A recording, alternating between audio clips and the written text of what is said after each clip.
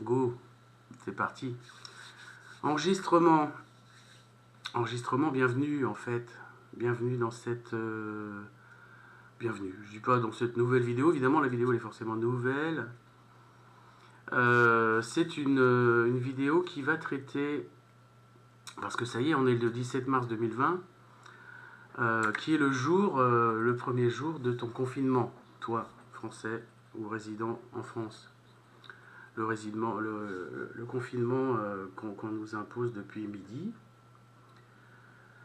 Et qui va t'obliger à rester chez toi, sauf si tu as le fameux fichier, la feuille, hein, la feuille de la dérogation qui va te permettre de sortir de chez toi pour 5 cas précis, hein, à savoir aller bosser, faire tes courses, raison médicale, sortir ton chien et faire du sport tout seul, si tu as envie de faire du sport tout seul, mais pas loin de chez toi. Donc il faut que tu imprimes dans ce cas-là, évidemment, cette feuille avec ton nom, ton adresse, ta date de naissance et une des 5 raisons, et surtout la date et le lieu. En fait, il faudra, évidemment, tu ne pourras pas t'en servir tous les jours, il faudra refaire une feuille à chaque fois. Alors il paraît qu'on peut l'utiliser, j'ai entendu ça aux infos, sur son smartphone, le PDF, mais il faut que la date soit bonne. Donc voilà, on est en mode survie, on est passé en mode survie. C'est parti. Vous savez que je suis assez... Donc, évidemment, j'ai une partie de mon activité qui concerne le développement personnel, dans le bien-être, énergie, univers, bien-être. Ok, mais ça n'empêche pas, d'avoir un background survivaliste, conspirationniste, etc.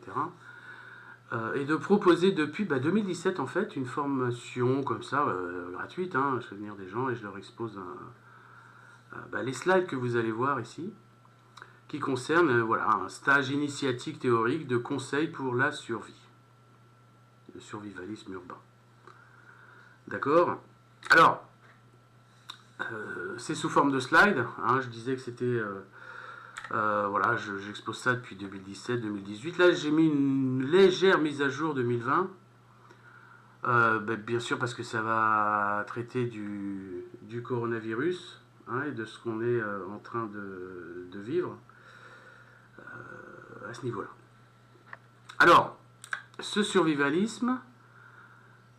je vous ai dit que je l'avais adapté au coronavirus. Et là, je ne sais pas si vous connaissez Resident Evil. C'était un jeu vidéo et un film qui est sorti en 1996, qui avait ce logo-là.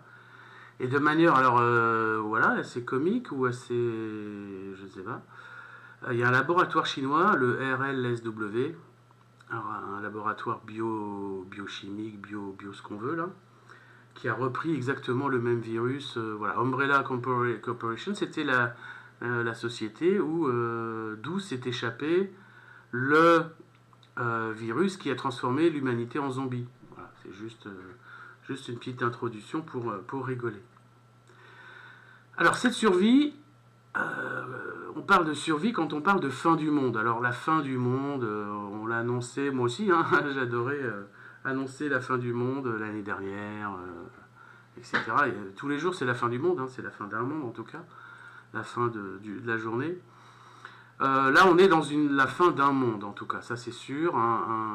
Comme l'a dit le président hier, je ne sais pas comment il l'a formulé, mais le jour d'après, quand on sera au jour d'après, on ne reviendra pas au jour d'avant, un truc comme ça. C'est qu'effectivement, il va y avoir effectivement d'énormes changements dans ce qu'on va vivre après cette crise qui, somme toute, ne va pas durer des années. Hein. On parle de fin avril, de mai, juin au pire. Bon, c'est vrai que les gamins, l'école, etc., à mon avis, prochain jour d'école, c'est en septembre. Hein. Selon moi, à mon humble avis. Après, on va voir, suivant les courbes chinoises, les courbes italiennes et la courbe française, le pic, le fameux pic, etc., comment ça va se passer. Alors, les survivalistes, on va passer par des définitions, en fait, hein, d'abord. Qu'est-ce que c'est que la survie? La survie, là, c'est vraiment exactement les définitions de Wikipédia, limite. Hein. La survie, c'est quoi? C'est l'action, pour un organisme vivant, d'où l'être humain, par exemple, de se maintenir en vie malgré un risque accru de mort. Alors j'ai barré la photo qui illustrait le slide il y a quelques années encore. Le but d'un survivaliste, c'est pas d'apprendre à faire, enfin c'est pas là que vous allez apprendre à faire des cabanes en forêt, c'est pas le but. Hein. Le but c'est de garder pour moi un certain standing, un certain niveau de vie, de confort, je dirais, malgré tout ce qui peut se passer. Donc les techniques de survie, une technique de survie, c'est le fait de permettre à un être humain de survivre dans un environnement hostile, mais comme je vous l'ai dit, c'est pas dans la forêt. Ça va être plutôt de combler les besoins primaires de tout un chacun, de l'humain, c'est-à-dire l'eau, la nourriture et un abri. Mais on a de l'eau, on a de la nourriture et on a pour l'instant aussi un abri. Ok ? Le survivalisme qui est lié à la survie. Alors il y a le survivalisme vous voyez, qui est évoqué ici avec la photo, hein, américain, avec des petits groupes communautaires avec des armes et tout, des réserves de bouffe pour 2 ans, des abris antinucléaires, etc. Mais globalement et de manière générique, ce sont les activités ou des modes de vie ou de pensée hein, de groupes ou d'individus qui veulent se préparer et qui se préparent à une catastrophe naturelle ou à une interruption de la continuité sociétale, et c'est exactement là-dedans, enfin on est en plein dedans, hein, ou même civilisationnel, c'est très dur à dire. D'accord. Il y a même un mot qui est apparu il y a quelques années, c'est le terme de la collapsologie. Hein. Un collapsologue, c'est quoi? C'est quelqu'un qui étudie les effets de l'effondrement de cette civilisation industrielle, économique, monétaire, bancaire, waouh. Et tout ce qu'il y aura après, tout ce qui pourra lui succéder. Hein. Et les collapsologues basent dans l'échelle de temps, une période de 10 ans qui a commencé tout simplement 2020-2030, d'accord, qui va être la période où la civilisation industrielle, humaine, telle qu'on la connaît depuis 100 ans, 150 ans, 50 ans, suivant le point de départ qu'on se met, dans laquelle on est en train de vivre, hein, tout bêtement. D'accord. Donc oui, je suis un survivaliste, oui, je suis un collapsologue aussi. Et aussi un conspirationniste, comme on appelle ça. Voilà. Alors je ne suis pas parano, parce qu'effectivement, quand on parle de conspiration, ça veut dire qu'on nous ment, on nous exploite, parce que voilà, l'aspect gilet jaune, etc. On nous spolie, on nous pique notre argent. Et puis effectivement, on nous contrôle, on nous surveille, on nous vaccine pour nous contrôler, etc. Ce qu'on appelle la théorie du complot, hein, alors pour moi c'est pas une théorie, hein, c'est juste des faits. C'est le fait de me remettre en question les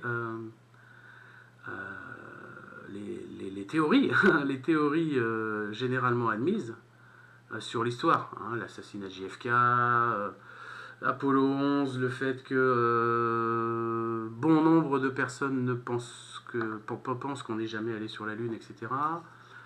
Plus de la moitié des Américains pensent que le 11 septembre a été déclenché par les Américains eux-mêmes, enfin par l'administration Bush. Voilà. Ça peut être les pyramides aussi, qui n'ont jamais été des tombeaux, qui sont plutôt des centrales énergétiques. Ça peut être voilà, l'explication des crop circles qui ont été dessinés par voilà, des forces de plan supérieur. Hein. Et puis si on va pas forcément plus loin, mais les Georgia Guidestones, vous avez regardé sur internet ce que c'est, hein, sont des pierres qui annoncent un plan sur le nouvel ordre mondial. Ça peut être aussi le projet HARP, qui sont des antennes qui contrôlent le climat, etc. Ça peut être tout le complot au sujet de la vaccination, des diverses vaccinations, et vous allez voir que quand ils vont nous sortir le vaccin sur le Covid-19, j'en ai parlé hier, ça va être la folie. Hein, s'injecter du métal dans les veines pour être contrôlé par tout ça, quoi. Le Covid-19 qui est lié en fait à la 5G, donc ça vous pourrez chercher sur internet, etc. Donc tout ça, tout ce conspirationnisme, c'est la partie philosophique, on va dire, des de ce qui déclenche en fait l'envie de devenir survivaliste. J'entends des mouettes, on est à Cholet, je ne comprends pas. C'est de la 5G, c'est bizarre sur les oiseaux, c'est énorme. Alors, le but c'est déjà de se décider si on veut survivre ou pas. Je connais des gens dans mon ex-belle famille qui disaient non mais moi non, s'il y a un truc, il y a un problème, on s'en fout, on meurt tous, c'est pas de problème. Par contre il y a tous ceux qui veulent survivre. Et qui se disent bah non, il n'y a pas de raison qu'on meure, il peut se passer n'importe quoi, je veux continuer à survivre. Alors allons-y dans ce cas-là. Sinon, on peut éteindre et puis passer à autre chose. Le plan de cette vidéo, de cette petite formation de survie, va exposer les dangers possibles. On va évidemment focaliser sur les diverses stratégies à adopter vis-à-vis de ces éléments qui peuvent arriver. Et puis tout ce qui va être nécessaire de vérifier, enfin de garder l'eau, l'alimentation, l'énergie, l'équipement, l'armement.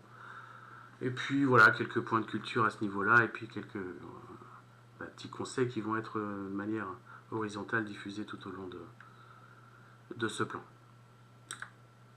Alors déjà, les dangers naturels qui peuvent déclencher de gros problèmes au niveau de la civilisation, ça peut être d'énormes incendies comme il y a eu en Australie à la fin de l'année dernière, ça peut être des inondations, des tsunamis, d'accord. Pandémie, ça c'est un mot que j'avais déjà écrit en 2017, on est en plein dedans, ou des problèmes de Tchernobyl, Fukushima, de radioactivité, qui seront là aussi assez violents, de bombes électromagnétiques aussi. Bah oui, qu'est-ce que c'est qu'une bombe électromagnétique? C'est une éruption solaire, ça arrive constamment, c'est souvent, il y en a qui sont plus violentes que d'autres, et on a 1% de risque ou de chance par an de s'en prendre une sur la tronche. Ça détruirait toutes les installations électriques de la Terre. Il faudrait 15 ans pour s'en remettre. Donc une chance sur 100, 1% de chance que ça arrive par an. Et ça fait, la dernière a eu lieu il y a 150 ans. Ça a eu très peu d'impact, parce qu'il y a 150 ans, il y avait peu d'électricité. Mais imaginez donc ça aurait dû arriver statistiquement déjà depuis 50 ans. Donc ça peut arriver du jour au lendemain. Qu'on n'ait plus du tout d'électricité en France, en Europe, dans le monde et n'importe où, voilà. Et qu'est-ce qu'on ferait des informaticiens? C'est pour ça que je me recycle, je fais d'autres métiers, etc. Alors, dans tous les cas, ça causerait tous ces éléments-là, pas encore pour nous, pour la pandémie qui nous tombe dessus, mais des pénuries énergétiques, des coupures d'électricité, d'eau, de carburant. Moi, j'ai vécu en 2016 une panne de courant, là où je suis, à Cholet, qui a duré 4 heures, 2 heures, je ne sais plus trop, où il n'y avait plus d'électricité nulle part, il n'y avait plus de téléphone, il n'y avait plus de radio, même les radios ne marchaient plus. Et ça commençait à causer une certaine panique au niveau des gens qui pleuraient dans leur jardin. Je me suis baladé et j'ai vu des gens qui étaient en panique totale parce qu'ils n'avaient plus du tout, même pas une bougie, etc. Donc le but c'est de voir un petit peu tout ça, des petits conseils. C'est vrai que c'est un peu tard maintenant qu'on est confinés chez nous et que les choix on en a plus grand à faire puisqu'il y en a qui nous sont imposés. Mais de voir un petit peu quand même tout ce qu'il c'est bien de voir ce qu'il aurait peut-être fallu voir avant en mode survie urbaine, comme je le dis, c'est pas pour faire des cabanes dans la forêt. Alors il y a d'autres dangers, on en a vu quelques-uns, c'est tout au long de l'année 2019 en France avec les Gilets jaunes, une sorte de mini début de révolution urbaine. Mais ça peut être des grèves générales, ça peut être des pénuries alimentaires. Pour l'instant, il n'y en a pas. Les gens flippent, etc. Et on nous dit qu'on est tranquille jusqu'en juillet au niveau des grands magasins, même si ça va être rationné. Je vois des magasins où c'est pas encore rationné, mais il y a des horaires déjà. C'est avant 9h30, c'est pour les personnes âgées. D'accord? Alors après, ce sera peut-être avec l'initiale de notre nom de famille pour pouvoir allaiter les jours impairs, les jours pairs. Enfin, on peut tout imaginer. Hein, on a des gouvernements qui sont très prolixes en termes d'invention de ce qu'ils peuvent nous imposer au jour le jour. Donc ça peut être assez rigolo. Mais ça peut être des insurrections, des guerres civiles, des invasions, les Chinois, les Russes, n'importe quoi, etc. Et surtout un effondrement économique. Alors là, l'effondrement économique, on est en plein dedans. À chaque fois qu'il y a une petite étoile dans les slides, ça veut dire qu'on en reparle après. On en reparle tout de suite d'ailleurs. Hein. Le système économique peut exploser. Exploser par un effondrement de la bourse, mais c'est exactement ce qui est en train d'arriver. Hein. J'ai vu des publications, ouais, on arrive à des situations comme en 2008, mais on les a largement dépassées. Ça fait 10 jours que la bourse perd 5% à chaque fois. Enfin, je veux dire, regardez le cours des banques, regardez le cours des actions. Allez dans les chaînes au-delà des 300, les chaînes économiques américaines, etc. Voyez le Dow Jones, voyez tout ce qui se passe. Enfin, voilà, si vous avez des actions, c'est mal barré pour vous, quoi. Soit naturellement, comme ce qui se passe, enfin, à mon avis, c'est pas forcément naturel, mais c'est en train d'arriver, soit par un hack informatique mondial qui peut tout à fait arriver. Hein. On est plus dans la faillite globale du système, voilà, qui va avoir des impacts. Il y en a déjà. Il y a déjà des impacts, il y a déjà des lois qui sont passées en juillet 2019 qui plafonnaient le droit à la récupération de votre épargne en cas de crise. C'est 100 000 euros, je crois. Si vous avez plus de 100 000 euros d'épargne, l'État peut décider du jour au lendemain de vous le confisquer. C'est arrivé en Argentine dans les années 80, hein, quand il y a eu la crise en Argentine.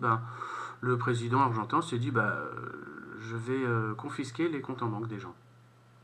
Ce que vous avez sur votre compte en banque n'est plus à vous.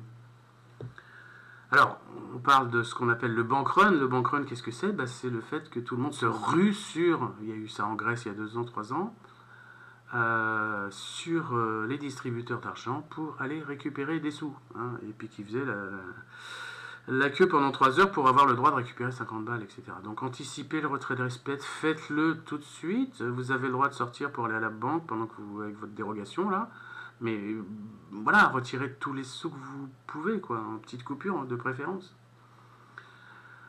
L'effondrement du cours des monnaies, hein, c'est sûr que si vous avez des pièces d'or, hein, des Napoléons, alors ça j'ai mis à jour depuis à l'époque en 2018, le Napoléon était à 200 euros, là j'ai modifié les slides puisqu'il est monté à 294 euros, là il est plus dans les 280 euros, hein, la petite pièce, ou des pièces d'argent, le fameux Hercule 50 francs, qui est aux alentours des 15, 17 euros, 18 euros. Voilà, ça sera des monnaies d'échange pour aller quand il n'y aura plus de billets, quand il n'y aura plus d'argent, quand il n'y aura plus d'euros. Et quand tout ça ne servira plus à rien, ce seront des valeurs sûres pour échanger. Hein, tu crées ta vie, ça veut dire que tu crées aussi les conditions nécessaires pour pouvoir voilà, échanger ce que tu as contre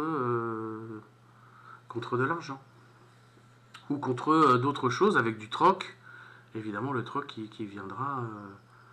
voilà, mais si tu n'as rien à troquer, vaut mieux avoir des petites pièces d'argent ou voir des grosses pièces d'or. Alors, on n'a pas parlé de ça, il ne parle pas trop de ça en ce moment, mais je m'attendais à ce que le confinement à midi se déclenche au moins ce fameux signal national d'alerte, la sirène. La sirène qu'on entend le premier mercredi de chaque mois, à midi, midi moins 10, etc. Et mon téléphone qui parle tout seul. Et qui annonce quoi? En fait, il n'y a pas une petite musique qui dit tiens, c'est un incendie, ou tiens, c'est du Tchernobyl, ou etc. C'est toujours la même. Hein, c'est 3 fois 1 minute 41, donc c'est 61 secondes plus 40 secondes, avec une pause de 5 secondes.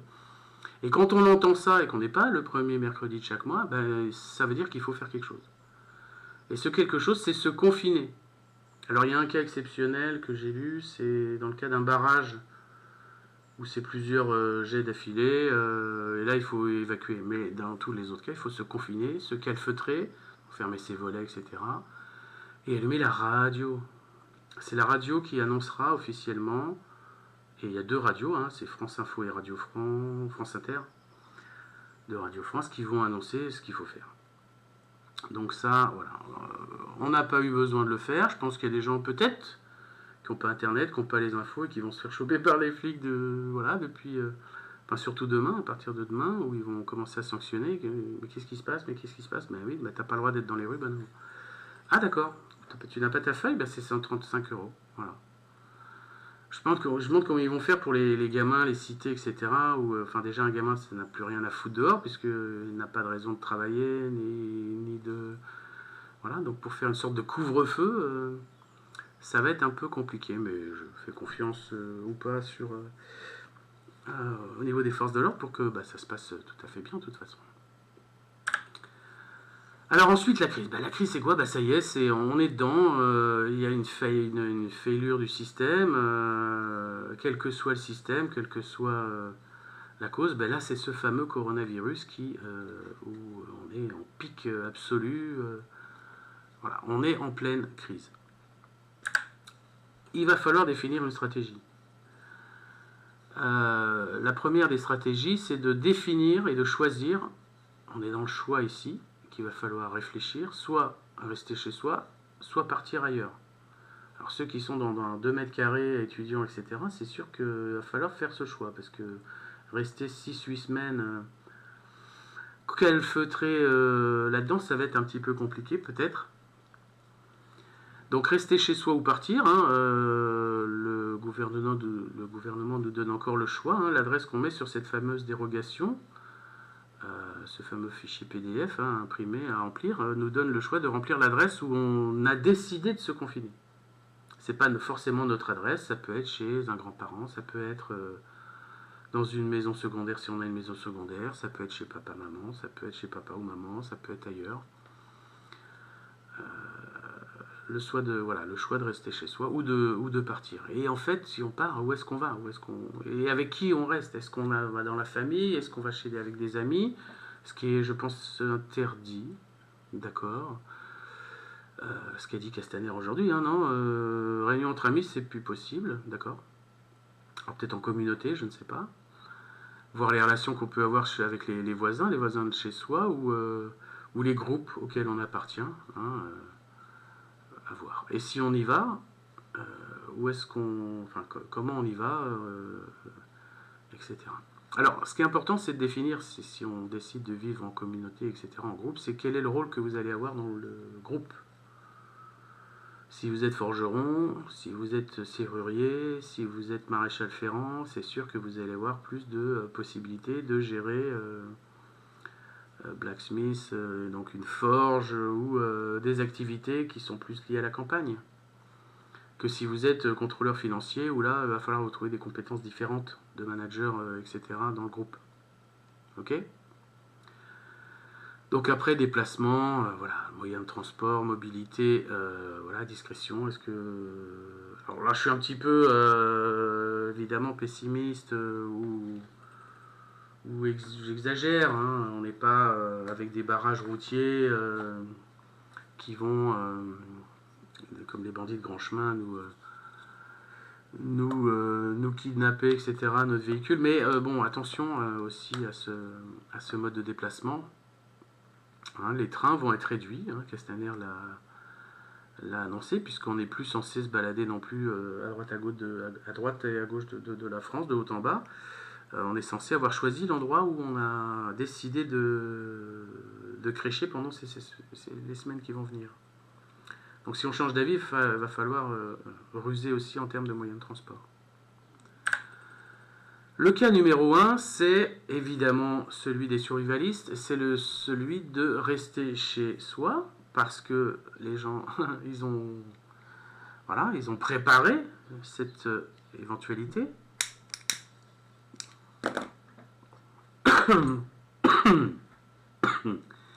Ils se sont protégés, excusez-moi. C'est sûr que c'est plus facile dans une maison que dans un appartement, etc. Comment sont gérées les entrées et les sorties, les portes, les fenêtres, est-ce qu'on peut calfeutrer, est-ce qu'on peut fermer les fenêtres, etc. Idéalement, alors là c'est vraiment quand on a des cas de zombies ou de... Alors le zombie ne sait pas monter les escaliers. Si, il sait monter... Non, il ne sait pas monter les échelles. J'ai vu ça dans le le manuel de survie pour le manuel de survie des zombies, ouais. Où il faut péter les escaliers à ce niveau-là. Mais on n'en est pas là, on n'en est pas là. Mais c'est vrai que si vous avez un sous-sol, une cave, en sous-sol, là c'est plus pour des protections, on va dire, pas bactériologiques, mais nucléaires. Voilà, vous serez comme sur la photo, hein, là ça montre un bunker anti-nucléaire des années voilà, 50, etc. Du temps de la grande parano américaine. Voilà, qu'est-ce que vous pouvez mettre dans votre cave, votre garage, votre grenier, hein, vos réserves de bouffe, etc. Et puis la vidéoprotection. Ok, vous n'avez rien en vidéoprotection, mais ça peut être pratique de voir ce qui se passe, d'avoir des alertes sur des mouvements nocturnes, etc. qui se passent autour de chez vous au niveau de... Voilà. Et qu'est-ce que vous allez stocker? Vous êtes chez vous, il faut stocker. Évidemment, la vie, donc c'est un abri. Vous avez l'abri, c'est chez vous. Et maintenant, il faut des consommables pour pouvoir tenir un mois, 2 mois, plusieurs semaines en tout cas. Il faut de l'eau, il faut de la bouffe et il faut de l'énergie électrique la plupart du temps. Et puis du carburant éventuellement. Donc mélangez pas tout. Hein. L'eau, c'est les bidons blancs. L'essence, c'est les bidons rouges. Donc profitez, hein, achetez un bidon rouge, allez faire le plein, vous avez le droit de remplir un jerrycan de plus, hein, ça fera 500 bornes de plus. Si vous avez besoin de vous déplacer et qu'il n'y a plus d'énergie à ce niveau-là. Et puis de la pharmacie, ça c'est quelque chose que j'ai rajouté depuis la pharmacie, parce qu'effectivement ça peut être utile. Alors d'abord pour l'eau. L'eau c'est fondamental, on est composé à 70% d'eau, on boit de l'eau et on a des besoins pour garder, comme je disais en introduction, pour garder un confort, on a besoin de 10 litres par jour, par personne, d'eau potable. Pour boire, pour se laver, évidemment on ne va pas se laver dans de l'eau sale, etc. Comme je disais, ça se stocke dans des jerrycans, ou des bouteilles opaques, hein, ça peut être des gros jerrycans dans lesquels vous mettez une petite capsule ou une petite goutte de vitamine E qui permet d'éviter qu'elle croupisse trop vite. Et puis vous pouvez aussi la purifier si vous avez des capsules de purification. Vous allez chercher de l'eau dans la rivière et vous les purifiez avec ça. Ou vous utilisez des pailles de filtrage que vous allez retrouver, c'est la petite bouteille bleue là, dans les boutiques de survie, dans les boutiques craft, etc. Pour pouvoir boire l'eau de la rivière et qu'elle soit filtrée et qu'elle soit potable. Alors quand il n'y en aura plus d'eau, il y a la possibilité, si vous avez un terrain, de récupérer la rosée avec des bâches, etc. pour vous récupérer plusieurs litres par nuit à ce niveau-là, grâce à la transpiration végétale. Bon, c'est un petit peu light, mais au cas où, sachez que c'est des choses qui existent. En termes d'aliments, parce que les gens ne savent pas ça, au niveau de l'eau, ils ne savaient pas. Par contre, au niveau de la bouffe, les gens, ça, ils savent. Hein. On le voit dans ceux qui font les courses en ce moment. L'alimentation et tout ce qui se conserve, ça se conserve dans c'est des conserves. Ça peut être des boîtes métalliques ou des bocaux, c'est exactement la même chose. Hein, alors n'achetez pas des choses que vous ne consommez pas juste parce que ça se conserve. Si vous n'aimez pas les haricots, achetez pas des haricots parce que vous ne les mangerez jamais. Quoi. Vous pourrez toujours les troquer, mais bon. Hein, donc ça peut être des plats préparés, des légumes, des fruits en conserve. Ça c'est classe. Du maïs, des olives. Tant que c'est en bocal ou en boîte de conserve, c'est nickel. Vous allez pouvoir le garder des années, quoi. Pareil pour les pâtes, le riz, les lentilles, tous ces espèces de féculents, le sucre, la farine, donc il faut un peu plus protéger. Ça peut être de la viande séchée pour les viandards, des saucissons, etc. Du cornet de bif en boîte. Des soupes déshydratées, ça, dans 1000 ans ça marchera encore, peut-être pas 1000 ans, mais voilà. Même du café, du tabac et de l'alcool, même si vous ne consommez pas de café, que vous ne fumez pas et que vous ne buvez pas d'alcool, vous pourrez toujours troquer ces trucs-là avec des gens qui, eux, en ont besoin. Et puis de l'huile, des huiles, des vinaigres, ça, vous êtes tranquille au niveau de la cave, vous pouvez toujours... Pas de beurre, pas de fromage, parce que, limite le fromage, j'en sais rien, mais... Parce que ça, voilà, on ne sait pas trop bah, si ça peut se conserver énormément, quoi. Bon, à voir. Ensuite, les piles. Bah, les piles, quand on n'aura plus d'électricité, si un jour on n'a plus d'électricité, c'est toujours bien d'avoir des piles chez soi. Moi, je les achète, les piles AA, par 40, par 80 même. Qui sont les tranquilles 5-6 ans avec un lot. Alors ça part avant, mais attention aux dates de péremption, même des piles. Donc ce qu'on appelle les piles de télécommande, les petites piles ou les piles de Walkman, vous voyez. Hein, ça, on en aura toujours besoin pour des lampes. Ou des plus grosses piles, les piles les 18650, ou les petites piles boutons. Hein. Faites des réserves de piles. Bah, parce que c'est l'énergie, c'est ce qui vous permettra, s'il n'y a plus d'électricité, de voir quelque chose, quoi. Enfin, sauf si vous êtes à la bougie. Voire même maintenant, si vous avez des recharges de batterie, même une pénurie électrique qui va durer 72 heures, si vous n'avez plus de portable, vous allez juste pleurer, quoi. Donc ça peut être les mini powerbank 2600 mAh ou les plus grosses, hein, il y en a partout, il y en a à la Fnac, il y en a à Darty, il y en a chez Boulanger. Hein, ça monte à 20 000 mAh même, pour pouvoir recharger 4-5 fois votre smartphone, quoi. Alors tout ça, c'est censé faire quoi? C'est censé alimenter principalement vos radios, d'accord, mais vos lampes, hein, on va voir tout ce qui est éclairage. Alors si vous voulez avoir un groupe électrogène, pourquoi pas, mais déjà ça fait du bruit et ça va ameuter non pas les zombies, mais peut-être voilà, des voisins jaloux. Voilà, groupe électrogène, attention. L'éclairage, voilà. Qu'est-ce qu'on fait avec les piles? On les met dans des lampes. Alors, je vous parlais de bougies. Hein, les grosses bougies, ça coûte rien. Moi, j'en ai 12 000. Ce qu'on appelle des neuvaines. Hein, c'est une bougie, tu l'allumes, ça dure 9 jours. Voilà. Et puis, il faut l'allumer. Alors, il faut les allumer avec des briquets. Hein. Je connais un survivaliste qui a 250 briquets chez lui. Parce qu'il se dit que c'est vraiment la monnaie, la monnaie future. On pourra toujours échanger un briquet contre une boîte de haricots. Donc des briquets tout con, des briquets bic ou des briquets tempête qui se rechargent. Donc pensez aux recharges de gaz, hein, ça coûte 3,50 € chez le buraliste. Voilà, on aura toujours besoin de petites recharges de gaz pour recharger des briquets. Et puis ces fameuses lampes torches, hein, les fameuses lampes LED créées, ça peut être des toutes petites de 10 lumens ou voilà, qui se rechargent en USB, ou celles qui utilisent des piles normales. Hein. Allez pas prendre des lampes avec des piles introuvables. Hein. Hein, on parle de AAA, AA, les R6 traditionnels, hein, qui voilà, éclairent 100 lumens, voilà, ou d'autres, des 1000 lumens avec des plus grosses piles, les fameuses 18650 qui sont rechargeables, si on peut les recharger. Hein, pensez aussi à avoir un gros laser pour communiquer avec des voisins, faire des signaux, pas des signaux de fumée, mais des signaux laser. Hein, le vert, la couleur verte étant celle la plus visible dans la nuit.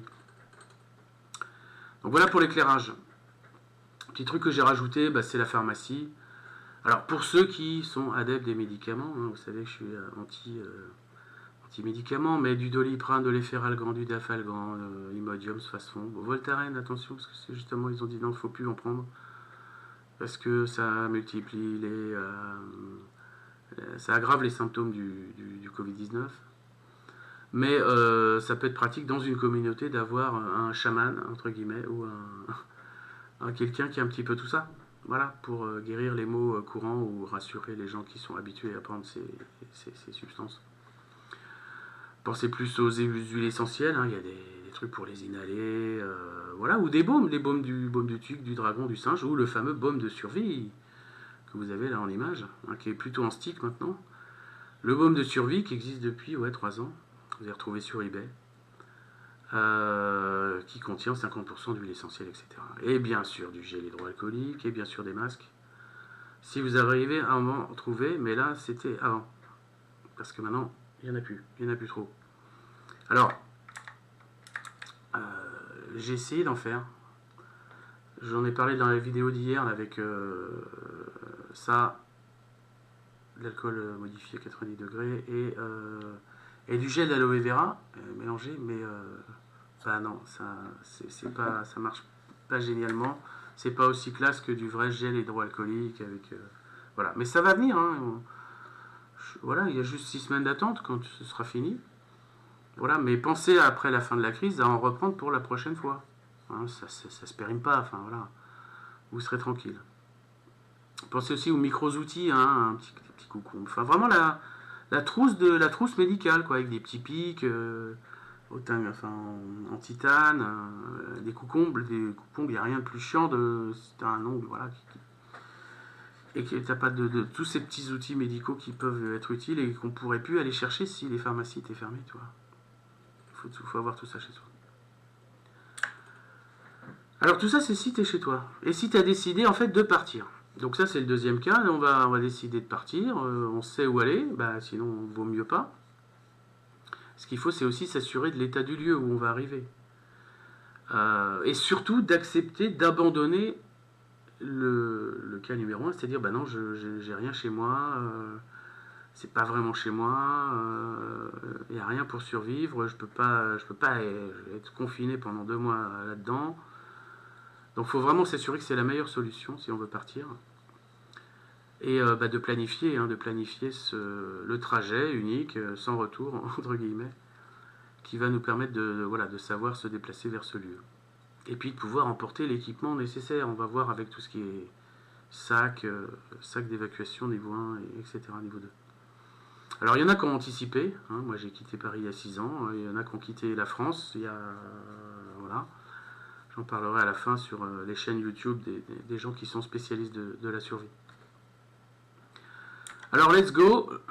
Hein, les milieux. Bon, alors évidemment, d'ailleurs, j'en ai entendu parler aux infos ce midi. On parle de l'armée. L'armée qui pourrait être réquisitionnée. Alors, pour des hôpitaux de campagne, déjà en Alsace, alors qu'on n'a pas atteint le 10e du pic de l'épidémie, qui sont déjà saturés. Donc, voilà.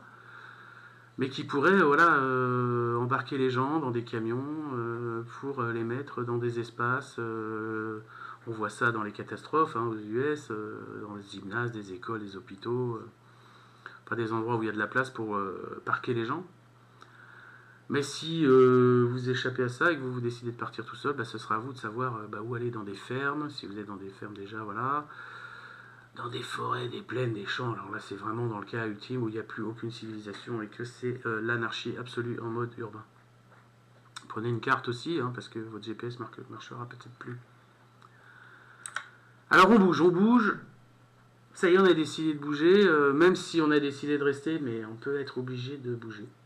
Parce que le barrage, parce qu'obligation, et qu'on a 2 minutes pour préparer ses affaires, et parce que l'armée est à nos portes et qu'il faut monter dans les camions. Idéalement, il faut prendre des trucs, il ne faut pas partir avec un jean et 2 t-shirts. D'accord? Ce que tu fais déjà, tu prends tes papiers. Ça prouvera déjà ton identité. Quand il faudra trier avec les gens qui sont légitimes, d'autres non. Voilà, tes cartes d'identité, tes passeports, ton permis de conduire, de l'argent, tes cartes bancaires, même si elles ne marchent plus, ta carte vitale pour prouver que voilà, tu as une priorité peut-être par rapport à ceux qui n'en ont pas. Prends tout. Voilà, et vérifie que dans tes papiers, tu as tout. Tes billets de transport, etc. Si ça fait trop, tu vois, il y a des ceintures maintenant qui existent pour cacher tout ça dans des ceintures pour pas qu'on te les pique, etc. Ça, c'est pas mal. Prends tes papiers. Et prends un petit sac. Le sac numéro 1, le sac d'évacuation niveau 1 qu'on appelle. C'est un tout petit sac, 3 litres. Ça se compte en litres, les sacs. Vraiment le mini sac pour tenir 24 heures, tu mets juste un change. C'est mieux parce que si tu passes par un ruisseau, tu tombes dedans, t'es tout trempé, vaut mieux avoir de quoi se changer. Tes lunettes de soleil, un chapeau limite, un tour de cou qui peut servir de masque. D'accord, au moins une lampe, au moins un couteau, au moins de quoi manger avec une cuichette, c'est des cuillères fourchettes. Une petite couverture de survie pour au cas où. Ça, moi, je l'ai dans la voiture tout le temps. En cas, alors il n'y a plus trop de neige là où je vis, mais en cas de blocage, en cas de tempête de neige, la voiture qui reste bloquée sur la 118 du côté de Paris et que les gens qui dorment dans leur voiture, voilà, si t'as pas un peu tout ça, t'es un peu mal, quoi. Prends du bandage, ça prend pas de place. Prends de la paracord, tu pourras toujours tirer un truc, construire je sais pas quoi avec, etc.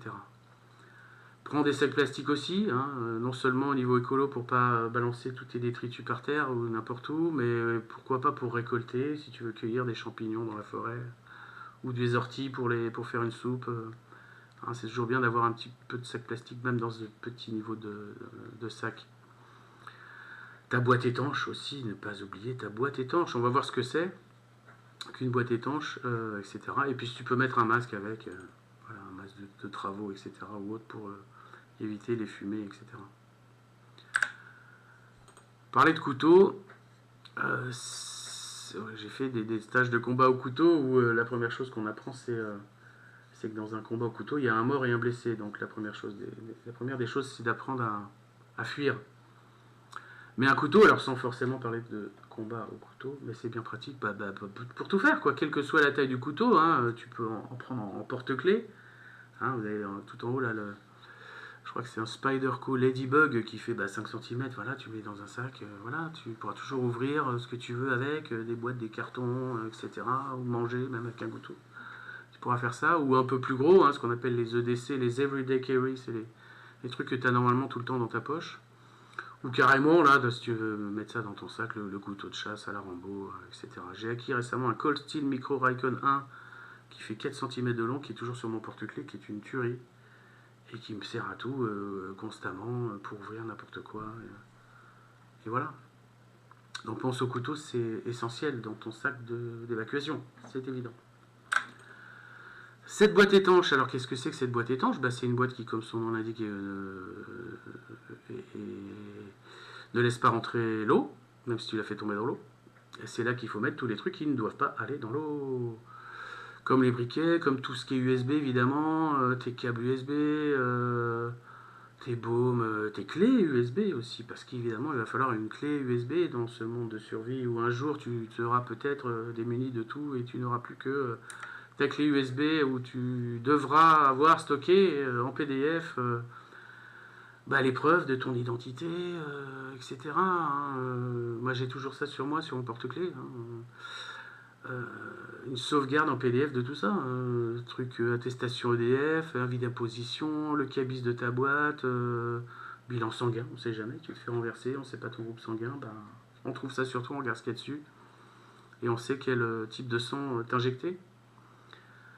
Mais sans aller au-delà, sans aller si loin, voilà. Et si tu as un petit peu tous tes papiers, alors ça peut être protégé avec des mots de passe, etc. Mais sur une clé USB qui est sur ton porte-clés, t'es le roi du monde, quoi.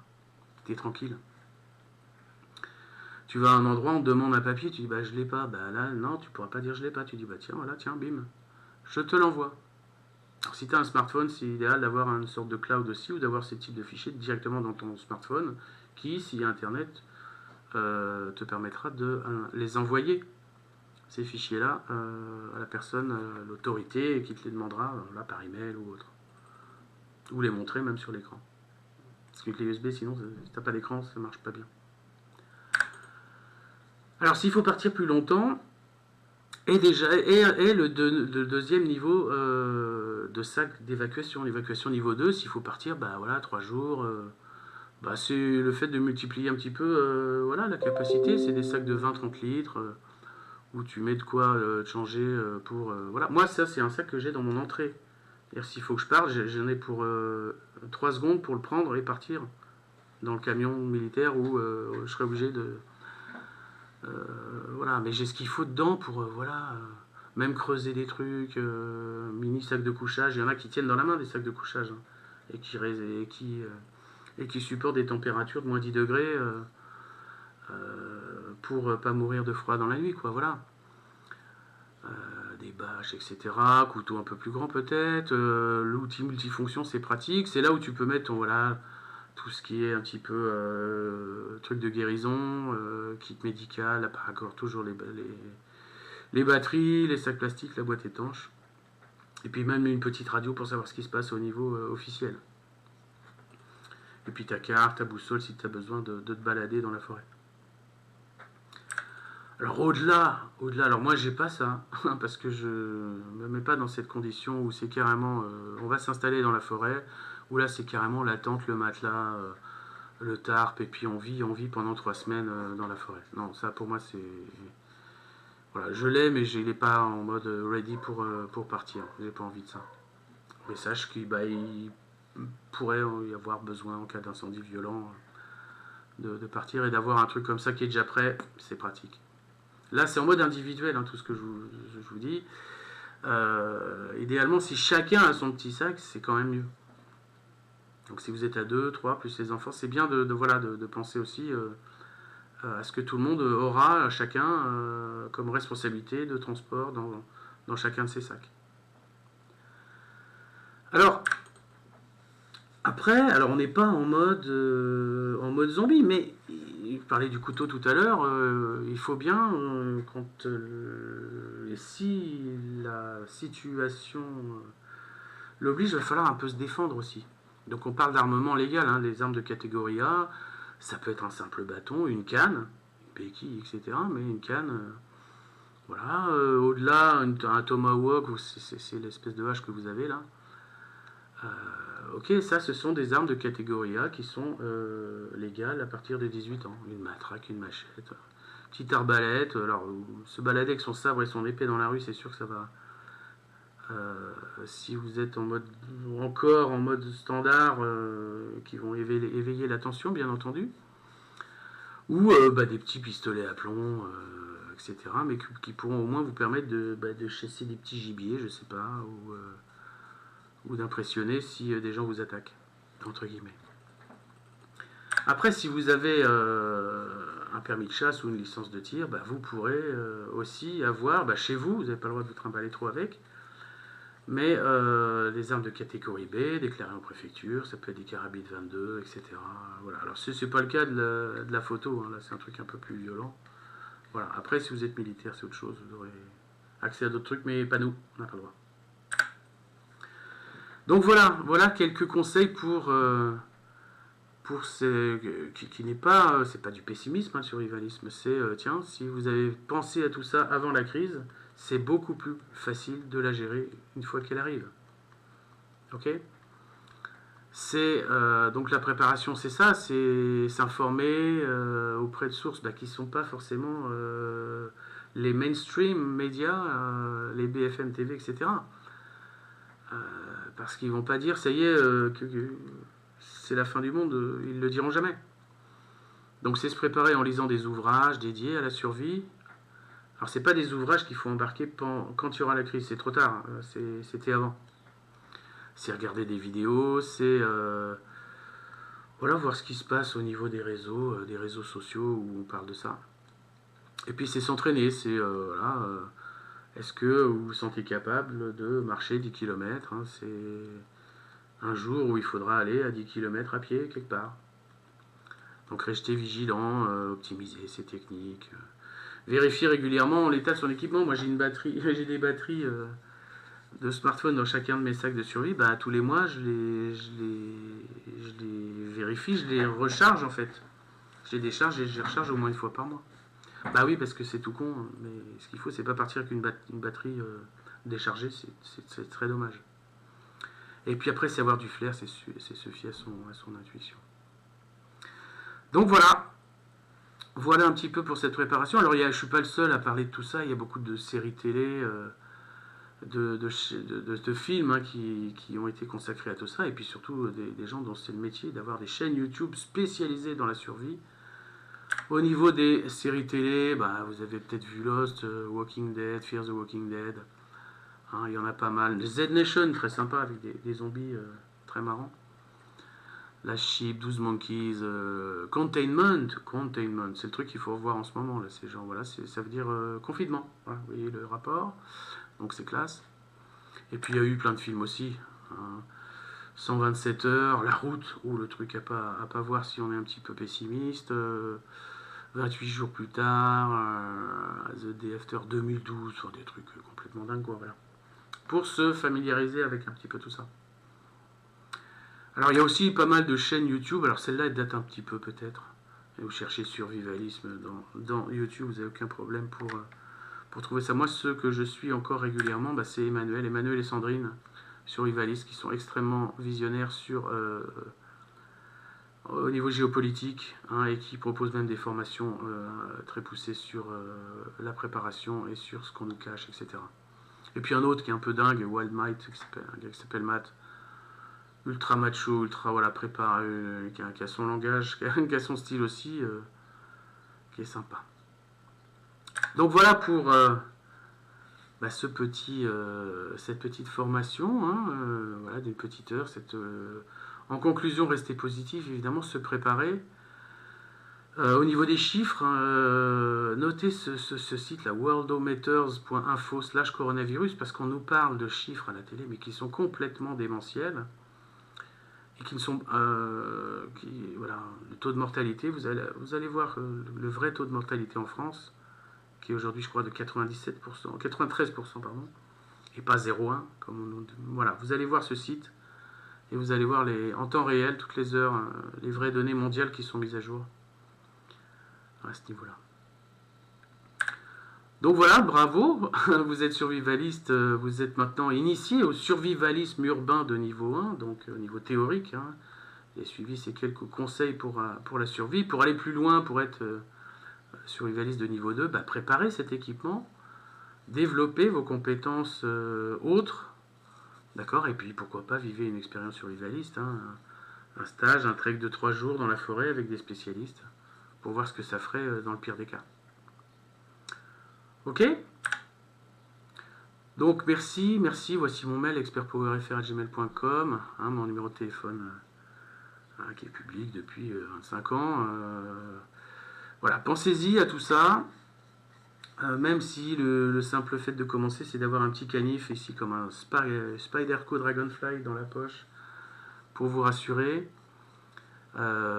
Parce que voilà, tu crées ta vie, ça veut dire que c'est toi qui la conçois, qui la vit, qui l'imagine et qui te prépare en mode cigale ou en mode fourmi. C'est à toi de choisir. Et bien sûr, là, on est en mode fourmi. D'accord? Donc retrouvez-moi sur le site Tu crées ta vie, qui explique tout le mode, le fonctionnement de ce programme de développement personnel concernant